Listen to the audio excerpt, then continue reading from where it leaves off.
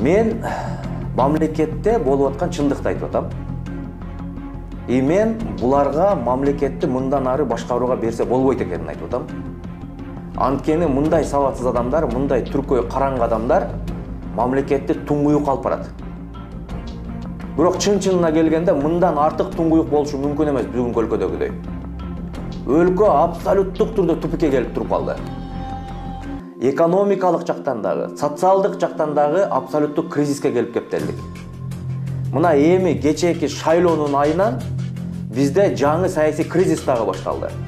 Тилекке каршы бүгүнкү бийликтин пастыгы, алдыда эч нерсе көрө албай аткандыгы, өздөрүнүн мындай сабатсыздыгы, караңгылыгы мамлекетти мындай бандиттик режимге, террордук режимге алып келип койду да. Мына эл көрөт, мына азыркы бийликти Кудай урат. Аллахтан өткөн адилеттүү эч ким жок. Кудай урат буларды.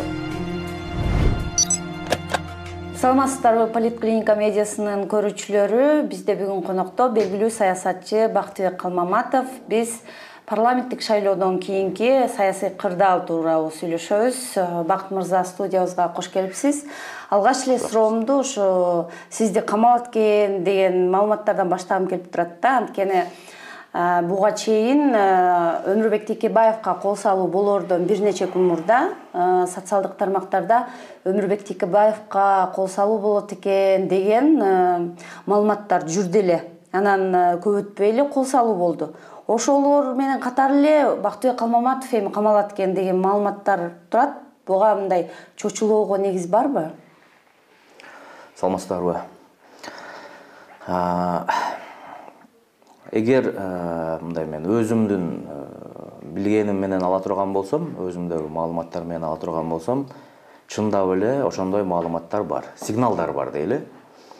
Мындай саясат, мындай эреже буга чейин да колдонуп келген. Адамдардын кулагын көндүрүш үчүн, же болбосо биздин тегерегибиздеги адамдарга кайсы бир деңгээлде басым жасатыш үчүн, коркутуш үчүн ушинтип бийлик өзүнүн жаңкы көмүскөдө өзүнүн заказдарын аткарган журналисттер аркылуу, сайттар аркылуу ушундай ушактарды алдын ала чыгарып, мындай элдин демин текшерип көрөт да. Эл эмне дейт экен, бир ушундай кылып көрөлүчү деп, анан ошол эле учурда бул мындай кыйыр түрүндө басым да. Бирок мен өзүм тарапташтарыма дагы мындай ачык айта алам, жана менин колдоочуларыма да айта алам, кыргыз элине да айта алам.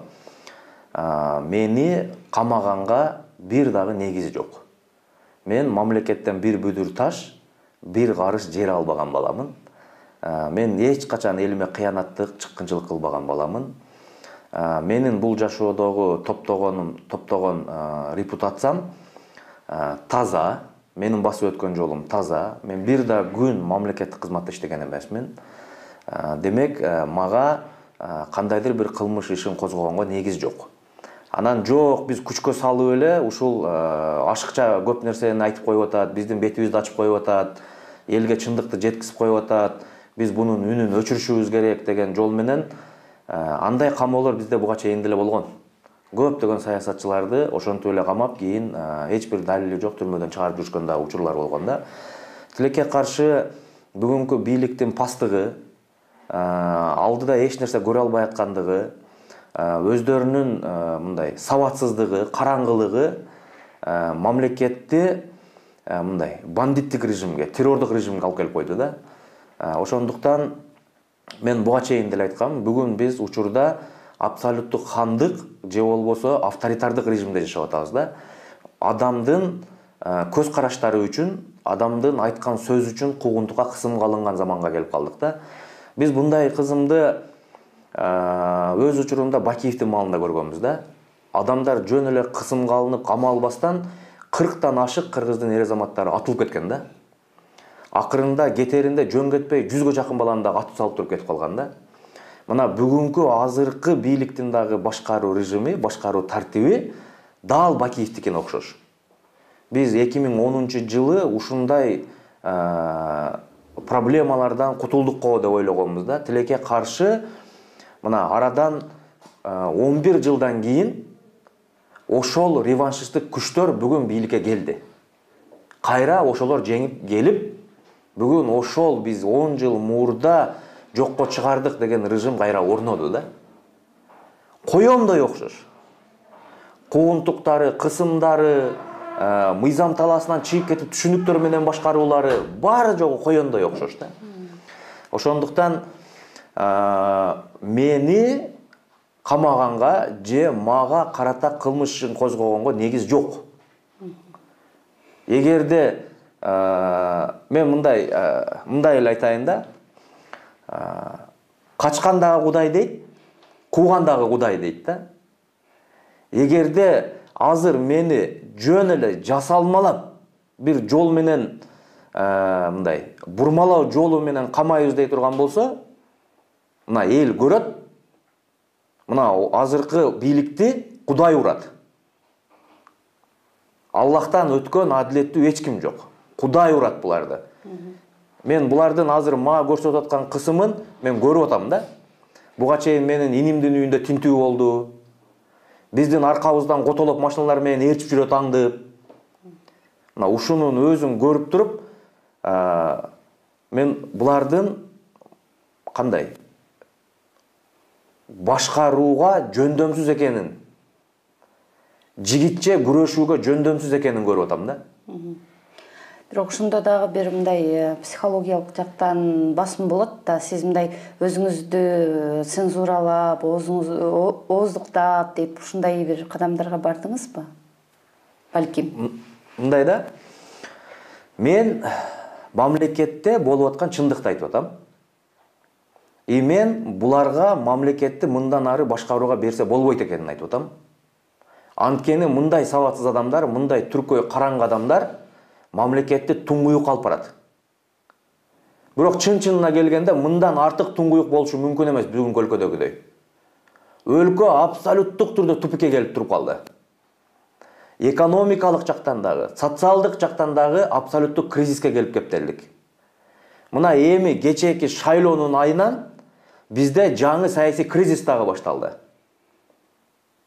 Анан мен ошолордун баарын эмнеге айтпашым керек? Мени эч нерсе чектебейт аны айтканга. Анткени бул өлкө сөз эркиндигин куралган өлкө. Бул өлкө адам укугун сактаганды калыптандыра алган өлкө. Бул демократиялуу өлкө. Ал өлкөдө эмне үчүн адамдардын көз карашы үчүн куугунтук болуш керек? Ал өлкөдө эмне үчүн өзүнүн айткан чындыгы үчүн куугунтукту алыш керек? Бүгүн булардын бийлиги бар, күчү бар.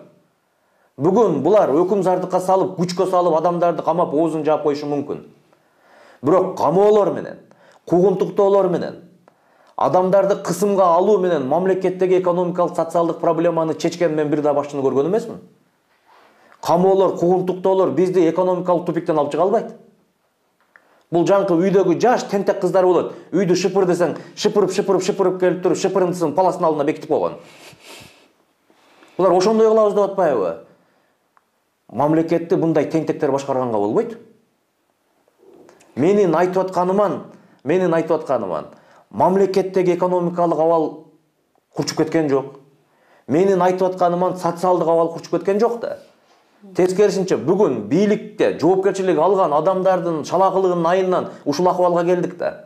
Эгерде менин айтып атканыман, эгер мен камалсам, эгерде мен ушул саясаттан кетсем, мамлекеттин мамлекеттин экономикалык абалы калыбына келип калат десе, мамлекеттин социалдык абалы калыбына кетип калат десе да, жашообуз дүркүрөп, өнүгүүнүн жолуна түшүп кетет, ошого Калмаматов эле тиешелүү, ошого Калмаматов эле күнөөлүү десе, берсин анда ушул отурган азыркы бийлик ошондой кепилдикти элге. Мен азыр ушул силердин студиядан чыккандан кийин ушул турушумда мен ГКМнын алдына барып, өзүм камоого мен уруксат берем. Эгерде менин саясаттан кеткенимен ушул мамлекет дүркүрөп өнүгүп кетет десе, мен азыр барып аэропорттон билет алып мамлекеттен чыгып кеткенге даярмын. Бирок аны менен маселе чечилбейт да.